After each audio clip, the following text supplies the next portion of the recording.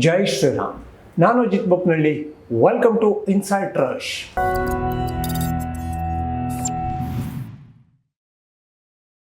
ಈ ಪೊಲೀಸರು ಅಂದರೆ ಲೈಸೆನ್ಸ್ಡ್ ರೌಡಿಗಳು. ಇಂಥದ್ದೊಂದು ಮಾತನ್ನು ನನ್ನ ಪರಿಚಯದವನೊಬ್ಬ ಪೊಲೀಸರ ಆತಿಥ್ಯವನ್ನು ತಿಂದುಕೊಂಡು ಬಂದು ಹೇಳಿದ್ದ. ಯಾಕೆಂದರೆ ಅವರ ಟ್ರೀಟ್ಮೆಂಟ್ ಅನ್ನೋದು ಇದೆಯಲ್ಲ ಅದೇ ಥರ ಇರುತ್ತೆ. ಹಾಗಾಗಿ ಈಗ ಒಂದು ವಿಚಿತ್ರ ಅನ್ನೋವಲ್ಲೇ ಒಂದು ವಿಚಿತ್ರ ಕೇಸು ಆಗಿದೆ. ನಿಮಗೆಲ್ಲ ತುಂಬ ಚೆನ್ನಾಗಿ ಗೊತ್ತಿದೆ. ತಮಿಳುನಾಡಲ್ಲಿ 9 ಪೊಲೀಸ್ ಆಫೀಸರ್ಗಳಿಗೆ, ಪೊಲೀಸ್ ಸಿಬ್ಬಂದಿಗಳಿಗೆ ಮರಣದಂಡನೆಯನ್ನು ಕೋರ್ಟ್ ಕೊಟ್ಟಿದೆ. ಇದು ಭಾರತದ ಇತಿಹಾಸದಲ್ಲೇ ಮೊದಲ ಸಲ ಅಂತ ಹೇಳಬಹುದು.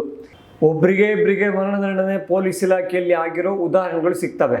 ಆದರೆ ಒಂದೇ ಒಂದು ಪೊಲೀಸ್ ಠಾಣೆಯ 9 ಜನರಿಗೆ ಮರಣದಂಡನೆಯನ್ನು ಕೋರ್ಟ್ ಕೊಟ್ಟಿದೆ ಅಂದರೆ ಇದು ಭಾರತದ ಇತಿಹಾಸದಲ್ಲಿ ಮೊದಲ ಪ್ರಕರಣ. ಇನ್ನೊಂದು ಕಾಮಿಡಿ ಏನು ಗೊತ್ತಾ? ಈ 9 ಜನರಿಗೆ ಮರಣದಂಡನೆ ಆಗೋದಕ್ಕೆ ಕಾರಣ ಲೇಡಿ ಪೊಲೀಸ್ ಅನ್ನೋದು ನಿಮ್ಮ ತಲೆಯಲ್ಲಿ ಇರಲಿ. ಏನಿದು ಪ್ರಕರಣ? ತುಂಬ ಜನ ಓದಿರ್ತೀರಿ, ತುಂಬ ಜನ ಕೇಳಿರ್ತೀರಿ. ಇನ್ನೊಮ್ಮೆ ನಿಮಗೆ ನೆನಪು ಮಾಡಿಕೊಡ್ಬೇಕು ಅಂದರೆ, ಅದು ಲಾಕ್ಡೌನ್ ಟೈಮು 2022. ಅವಾಗ ಮೊಬೈಲ್ ಅಂಗಡಿ ಇಟ್ಕೊಂಡು ಜಯರಾಜ್ ಮತ್ತು ಬೆನಿಕ್ಸ್ ಅಂತ ಅಪ್ಪ ಮಗ ಇರ್ತಾರೆ. 40 ಮಿನಿಟ್ಸ್ 40 ನಿಮಿಷಕ್ಕಿಂತ ಜಾಸ್ತಿ ಇದ್ದರು ಅನ್ನೋ ಕಾರಣಕ್ಕೆ ಅವರನ್ನು ಅರೆಸ್ಟ್ ಮಾಡ್ಕೊಂಬಂದು ಕೋರ್ಟಿಗೂ ಕೂಡ ಕರ್ಕೊಂಡು ಹೋಗ್ತಾರೆ.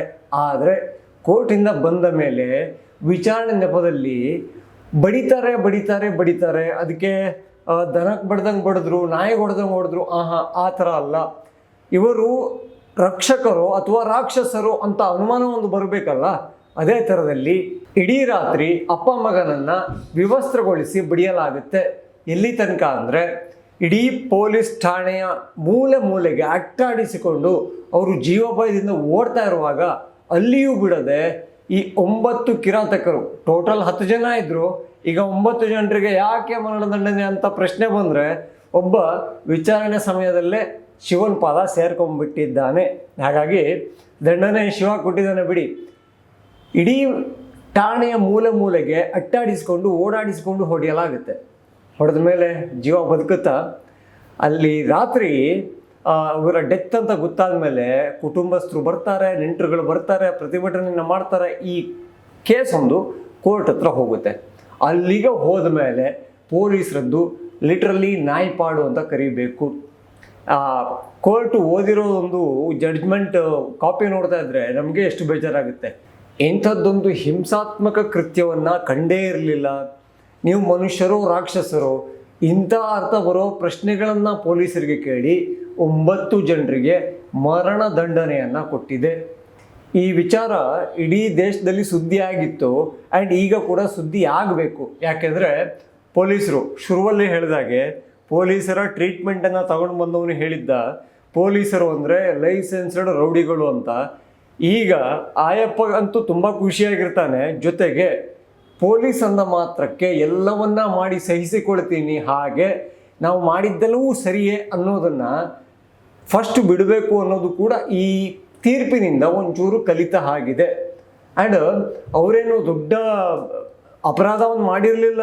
ಲಾಕ್ಡೌನ್ ಟೈಮಲ್ಲಿ 45 ನಿಮಿಷ ಅಂಗಡಿಯ ಜಾಸ್ತಿ ತೆಗೆದಿದ್ರು ಅನ್ನೋ ಒಂದು ಆರೋಪನ ಮಾಡಲಾಗಿತ್ತು, ಅರೆಸ್ಟ್ ಮಾಡಲಾಗಿತ್ತು. ಆಮೇಲೆ ಅದು ಸುಳ್ಳು ಆರೋಪ ಅನ್ನೋದು ಸಾಬೀತಾಯಿತು.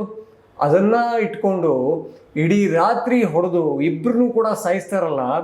ಅಲ್ಲಿ ಮೆಡಿಕಲ್ದೊಂದು ರಿಪೋರ್ಟ್ ಬರುತ್ತಲ್ಲ, ಅದರಲ್ಲಿ ಕ್ಲಿಯರಾಗಿ ಬರೆಯಲಾಗಿದೆ ಗುದದ್ವಾರದಲ್ಲಿ ರಕ್ತಸ್ರಾವ ಇತ್ತು ಅಂತ. ಅಂದರೆ ಯಾವ್ಯಾವ ರೀತಿಯಲ್ಲಿ, ಯಾವ್ಯಾವ ಅಂಗಗಳಲ್ಲಿ ಹೇಗೆಲ್ಲ ಹಲ್ಲೆ ಮಾಡಿದ್ದಾರೆ ಅನ್ನೋದನ್ನು ನೀವು ಈಗ ಊಹೆ ಮಾಡಿಕೊಳ್ಳಬಹುದು. ಕಷ್ಟ ಆಗ್ಬೋದು, ಊಹೆ ಅಲ್ಲ, ಅದ್ರ ನೆನಪು ಮಾಡಿಕೊಂಡ್ರೆ ತುಂಬ ಕಷ್ಟ ಆಗುತ್ತೆ. ಸೊ ಇಂಥ ಪೊಲೀಸರಿಗೆ ಮರಣದಂಡನೆ ಕೊಟ್ಟಿದ್ದು ಸರಿ ಇದೆಯಾ, ತಪ್ಪಿದೆಯಾ? ಅಲ್ಲ, ಇಲ್ಲಿಂದ ಮತ್ತೆ ಅವರು ಮೇಲಿನ ಕೋರ್ಟಿಗೆ ಹೋಗ್ಬೋದು, ನೋಡೋಣ. ಆದರೆ ಈ ಕೋರ್ಟು ಕೊಟ್ಟ ಒಂದು ತೀರ್ಪಂತೂ ನನಗೆ ಖುಷಿ ಕೊಟ್ಟಿದೆ. ನಿಮಗೂ ಕೂಡ ಹಾಗೆ ಆಗಿದೆಯಾ? ನಿಮ್ಮ ಕಮೆಂಟನ್ನು ಬಾಕ್ಸಲ್ಲಿ ಬರೀಬಹುದು. ಇನ್ನೂ ಯಾರೆಲ್ಲ ಇನ್ಸೈಡ್ ರಶನ್ನು ಸಬ್ಸ್ಕ್ರೈಬ್ ಮಾಡಿದ್ದು ಈ ಕೂಡಲೇ ಮಾಡಿ. ಹಾಗೆ ಎಲ್ಲ ವಿಡಿಯೋಗಳಿಗಾಗಿ ಬೆಲ್ ಐಕಾನನ್ನು ಒತ್ತಿ. ಜೈ ಶ್ರೀರಾಮ್.